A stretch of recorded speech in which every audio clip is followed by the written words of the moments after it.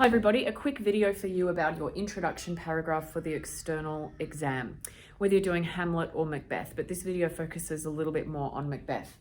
So imagine this is our introduction paragraph. What on earth goes in there? Well, first of all, you need about 100 to 150 words, and let's start with the basics of this paragraph. Don't be afraid to start easy. It's all good. Author, title, year published,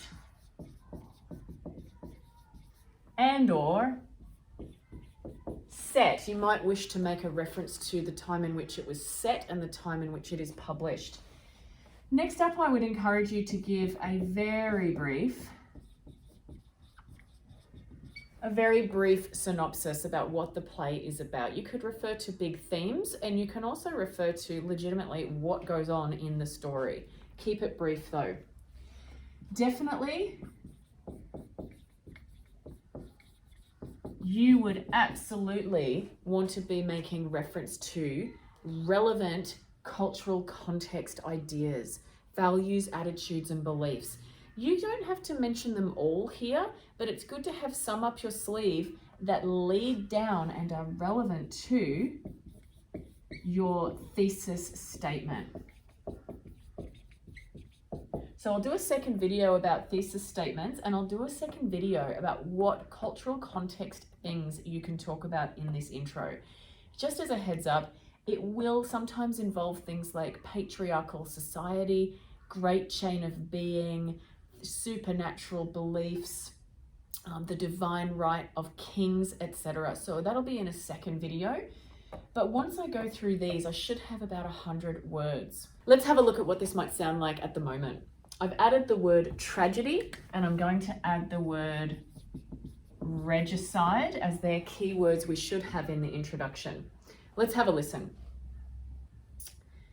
Macbeth, published by William Shakespeare in 1606, is a tragedy about an ambitious thane who illegitimately gains power in Scotland by committing regicide.